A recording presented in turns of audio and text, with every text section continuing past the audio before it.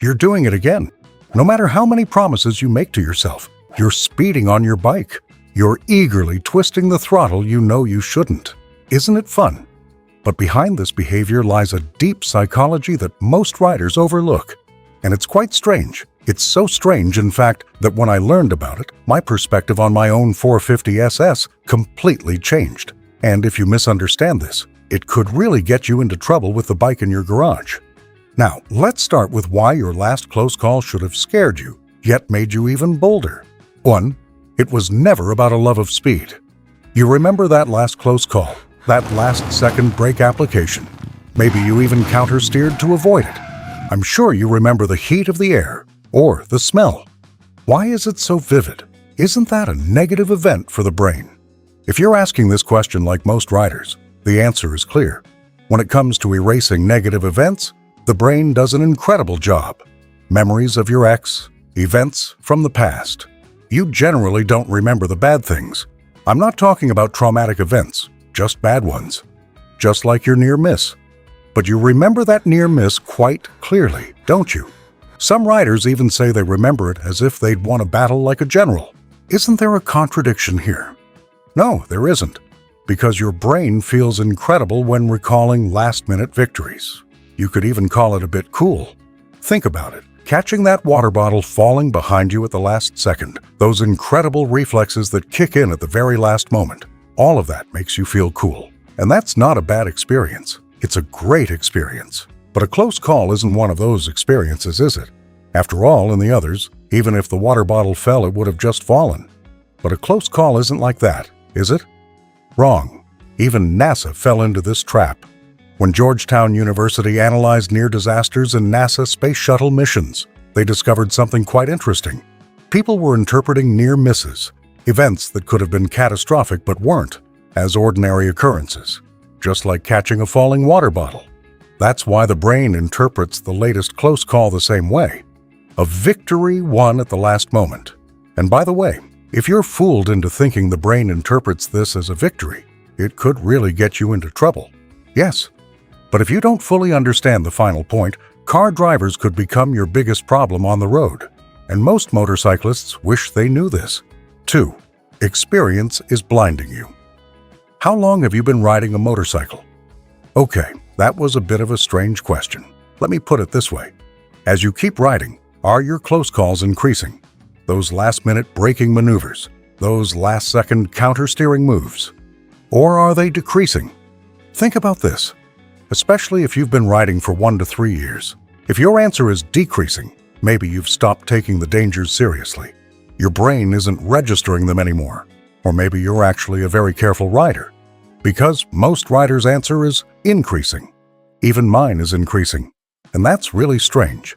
Because logically, as a rider gains experience, the risk of making mistakes should decrease. It's like a law of physics. The more experienced you get, the fewer mistakes you make, right? The more you lift weights, the better you get at it. The more you take martial arts classes, the better you fight. The more trees you cut down, the better you get at it over time. Yes, logically, that's very true. After all, in motorcycle riding, you improve significantly the more you ride.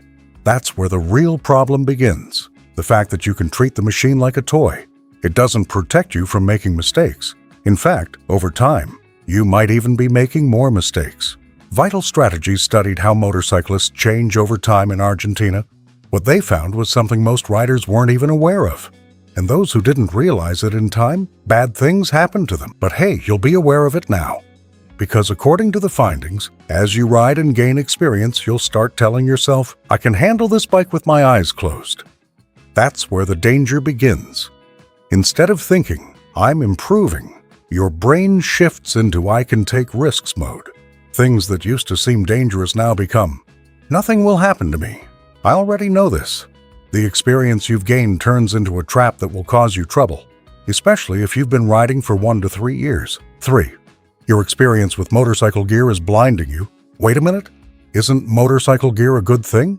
If you're thinking, what nonsense is this channel talking about? Don't. Because, as I said, the problem isn't the gear, it's how you perceive it. Think about it. You're not wearing any gear. The road conditions are bad, you don't have gloves, and maybe it's even raining. Do you open the throttle, or do you calmly head home? You head home, don't you? Now think about this. You're fully geared up. Your helmet and gloves are the best they can be. You've got knee pads, elbow pads, no exposed skin on your body. Road conditions are perfect. Nothing but open road ahead of you. That's exactly where you fall into the trap, because you've probably already opened that throttle all the way in your mind. Don't ask me how I know. But this is the one thing we motorcyclists must never do. Because even if everything is perfect, and even if you're a perfect rider, we can't account for a log on the road, a truck making a turn, or all those obstacles.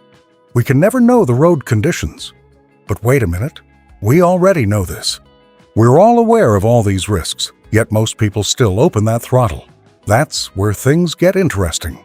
A study conducted in Germany on motorcyclists with ABS showed that riders tended to brake more aggressively even when equipped with ABS. Yes, ABS was protecting the rider, but the rider was essentially putting themselves in riskier situations because they already had a safety measure. Safety measures increase, but the risks we take also increase, something worth keeping in mind. But hey, if this is helpful, hit the like and subscribe button so we can reach more riders. It's the only way we can reach people who respect their bikes. 4. Group riding completely changes your perception of risk. Imagine you're riding with friends. It's a nice, sunny, peaceful ride. Suddenly, a different group of motorcyclists passes you. Or worse, a car. You probably felt that competitive urge right now. But when you're riding alone, you probably don't care that much. So you tell yourself, so what if they pass us? But why do all those risks suddenly disappear just because you're riding with friends? After all, anything can happen when you open the throttle. Your friends can't protect you from that.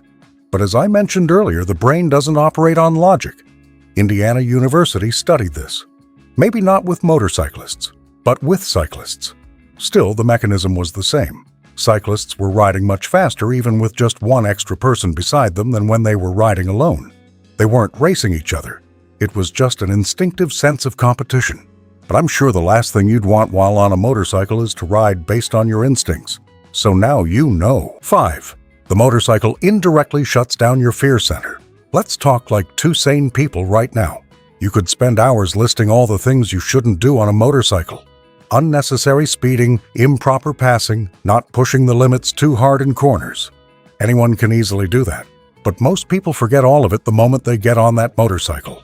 The throttle opens, the turn is taken, the pass is made. But why? Does the motorcycle turn us into someone different? The motorcycle isn't doing anything to you. But you forget to be afraid, and you're not doing this on purpose.